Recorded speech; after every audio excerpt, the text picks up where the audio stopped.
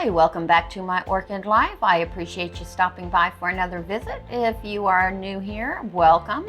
If you haven't subscribed yet, why not? You like orchids? I like orchids. Let's talk about orchids. Go ahead and hit that subscribe button. But today we are going to repot my Dewey Forest Kudos, which I've had since April of 2020.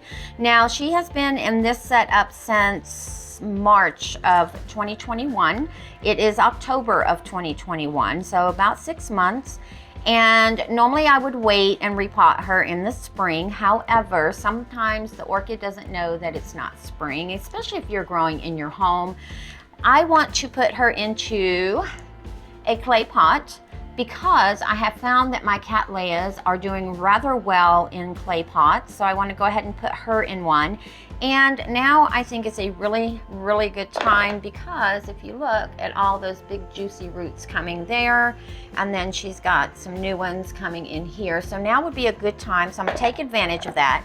And I might end up reusing this bark just because, again, she hasn't been in here that long, but I'm gonna wait and see what the bark looks like once we take it out. Let me take these stakes out. And I will keep them in case we do need to stake her up into her new home. And I do have the hydrogen peroxide just in case I do any clipping of the roots, just to seal off any wounds. And my fiskars have been sterilized. So how is everyone doing so far with fall? Here in Colorado, everything is starting to change its color, looking really, really pretty and beautiful. Temperatures are starting to drop. We have been predicted snow twice already. Of course, the snow hasn't gotten here yet, but the prediction has been there. And let's just kind of see what her roots look like before we clean her up. So she does have quite a few nice ones inside the pot, but as you can see, she has quite a few desiccated ones as well. And I'm not going to reuse the bark after all. I'm not going to insist on getting all of the bark off of the roots. However, I'll just leave whatever is left on there. But let me get her cleaned up and then we will see what we have left. And for those of you who are new, if you look at these right here, see how squishy it is? And if you can pull on it, and even the inside of the root is gone. So, yep, we are gonna get her all cleaned up and we'll be back.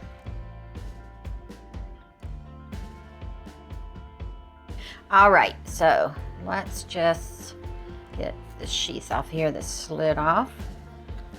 And whenever you do repot, especially Cattleyas or any orchid that has sheaths, once you take it out of the pot, if you go ahead and just give it a good cleanup is the best time to do that. Of course, you want to be careful not to break anything, but it's a lot easier to deal with all the sheaths and stuff when it's out of the pot than it is when it's in the pot. So this is what, oops, let me just move that out the way. This is what we're left with as far as our roots go. Still a nice root system. This is kind of what I've cut off. So if you look though, this is why I like to touch each root, because if you just look, you would assume that this root right here, this brown, is desiccated and needs to be cut off. However, it is really, really firm. And I did cut a little bit just to show you. See, it's still green on the inside. So just because it looks dead doesn't mean it is dead. That I know has a growing, yep, it has a growing tip on it. I thought I missed one.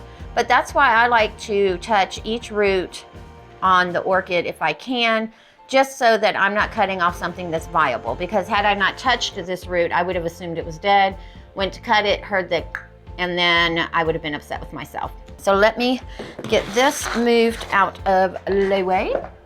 We'll get this put over here and let's get going.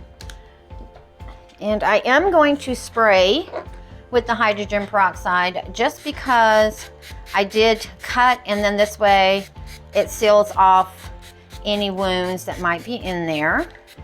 And then I won't water her for at least 24 hours, if not longer. And she does have a new growth coming as well right here, as we discussed in my update. And it looks like this eye right here, I don't know if you can see that, looks like it is trying to swell and grow as well. So that'll be great. She'll have 2 directions of growth. And she does appear to be a climber. So you see how her growth pattern is going up But that's okay. She can climb all she wants to, as long as she blooms one day. So she is a seedling. I did purchase her as a seedling, so she's probably another year or two off of blooming, but she is getting stronger and stronger with each new growth. So that's always a good thing. Let's put some at the bottom.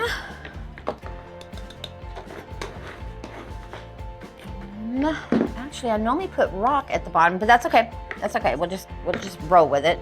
So currently she is growing this way. So let's put her towards the back of the pot right here. And she's got some happy sap on her that's sticking to my finger. There we go. We'll do her up here like this. All right, well, let me get her filled in and we'll see what she looks like at the end. Be back.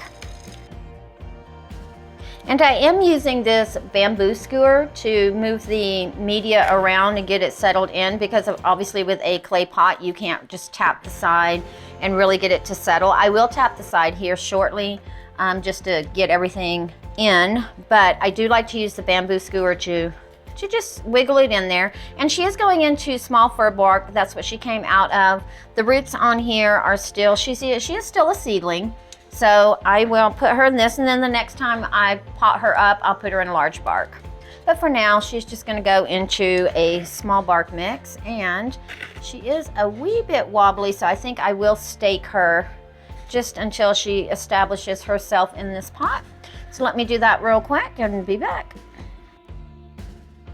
All right, well, there she is. Let me just raise you up just a wee bit so we can see her a little bit better, but there she is. I know she looks a little crunchy right now, but in about a month or so, I'll take that strap off because she'll have settled into this pot. But for now, we'll leave it on there. And I may need to move it because it is right by that new growth. So I'll play around with it and fix it, but there she is. So don't always have to wait until spring. Sometimes your orchids will let you know when it is time to repot, especially on your Cattleyas. You always want to make sure you have roots. This is a unifoliate Cattleya, so she's not as finicky as your bifoliates, but still some of them can be rather tricky. And I have found with her, because like I said, I've had her since 2020, she definitely needs roots in order to be repotted, because I did repot her once when she did not have roots, and it took her about 7 months to really recover from that. But if I repot her when she has the roots that are about the length that these were that we showed earlier, she will go ahead and just continue on as though nothing happened. Thanks again for stopping by. Go ahead and give this video a like, and if you don't mind, go ahead and subscribe. Like I said, you like orchids, I like orchids. Let's like orchids together. Till the next one, have a great day.